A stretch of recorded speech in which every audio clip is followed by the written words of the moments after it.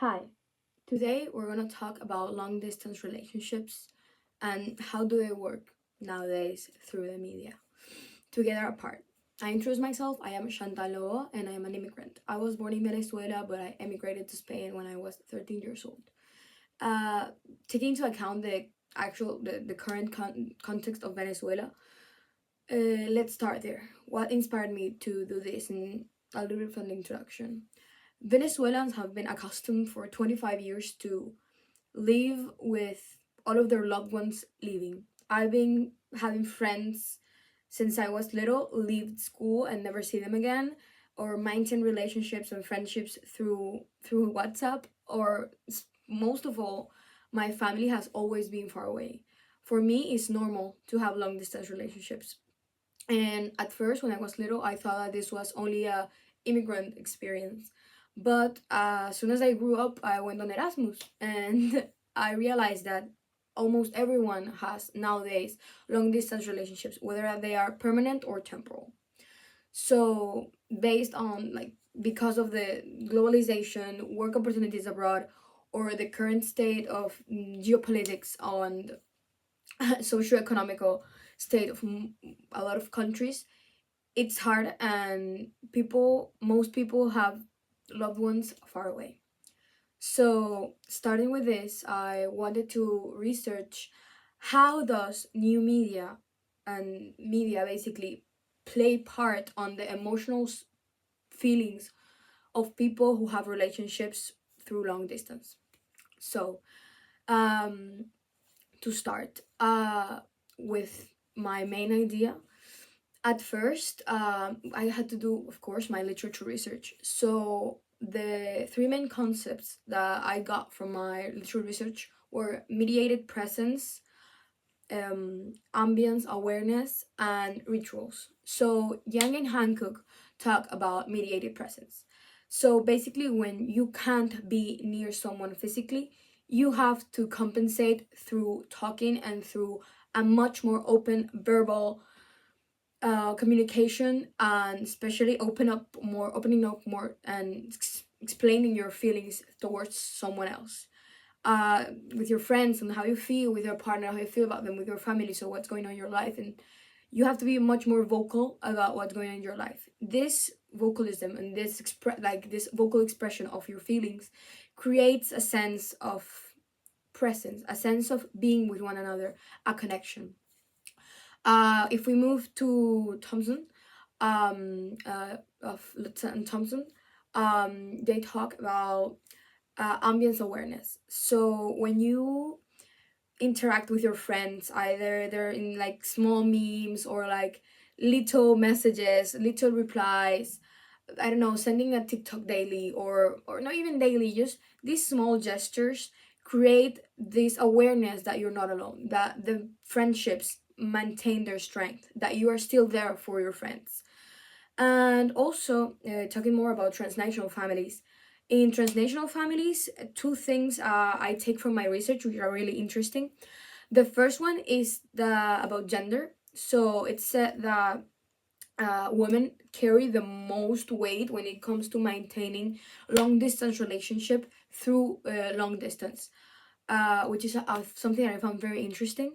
And also in transnational families, what prevails is the rituals. So the calls or the texts are more based on birthdays or important dates rather than at the day to day.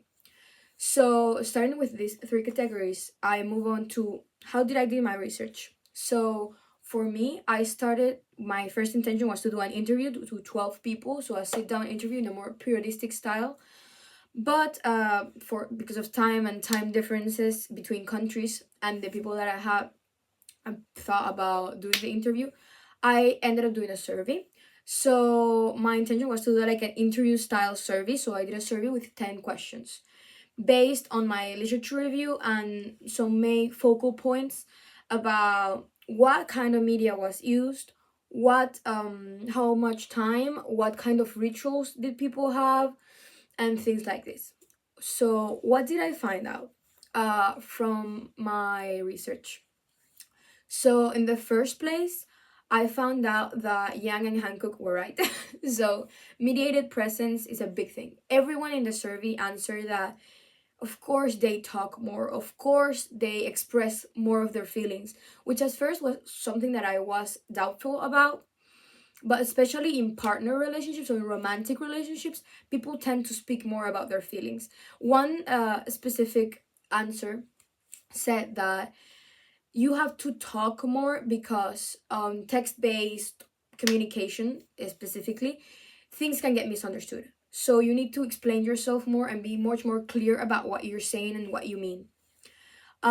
Also in this mediated presence thing, there comes something that was actually really curious about mediated presence and rituals. A lot of couples and friends, and also families, use video calls to do their daily life to life activities. So what does this mean?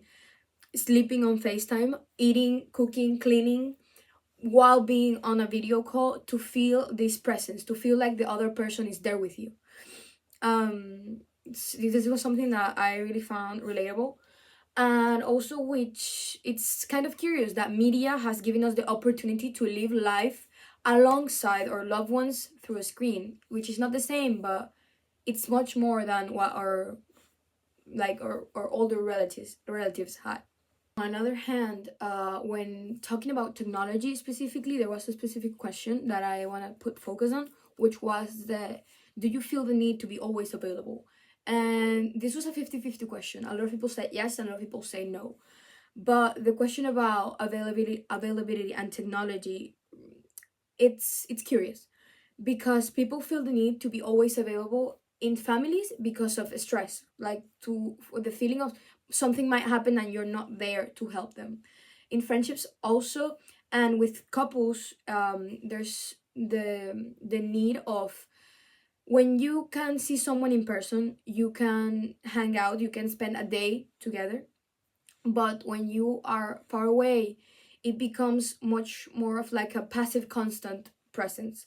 So people said that they felt the need to be always available, not as an obligation, but as a want to be with the other person. And in families, for example, with the situation now in Venezuela, talking as my country, you are always stuck to the phone with this. You're always stuck to the phone just in case something happens to the people you love.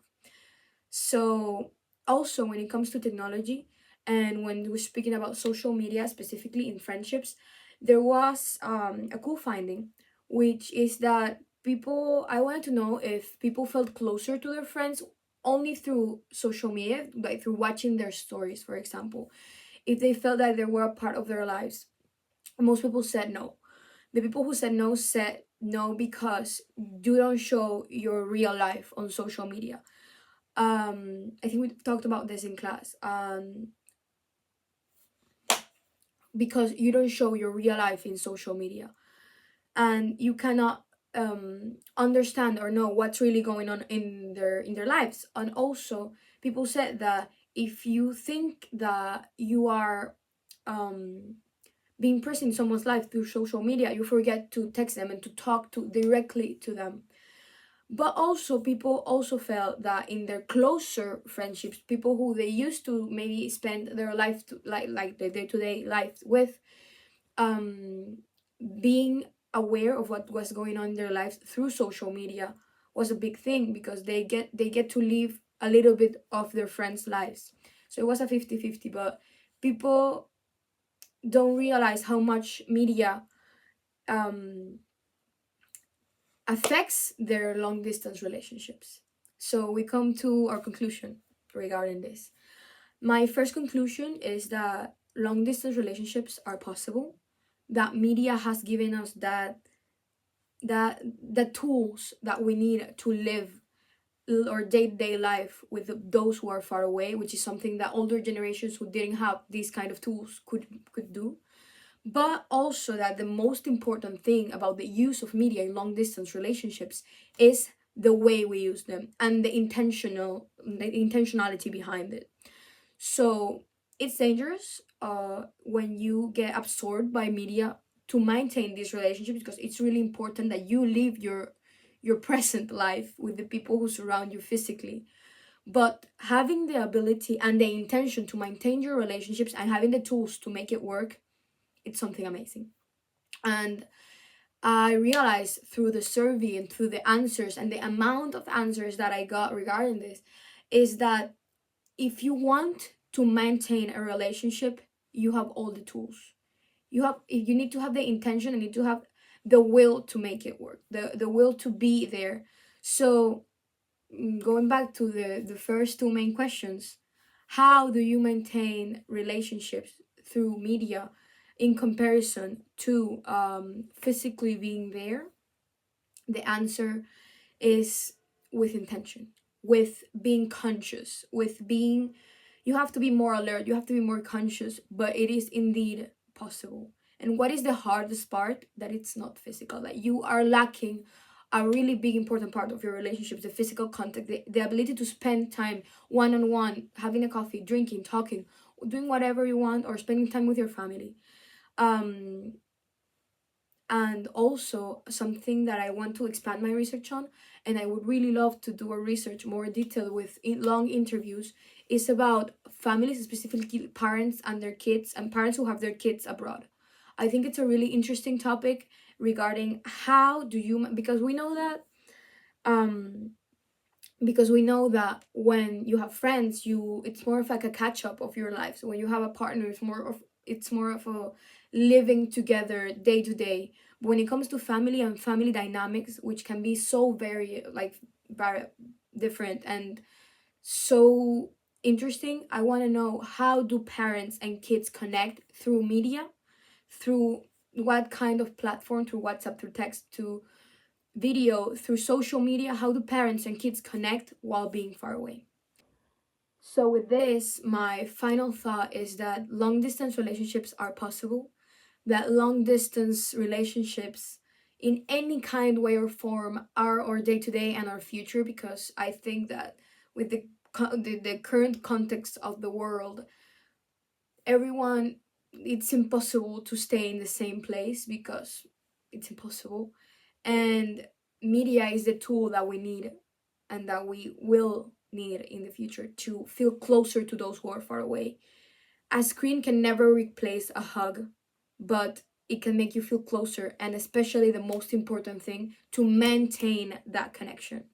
Sometimes it's not just about having long distance relationships or not having them, or it's about maintaining a bond that already exists. So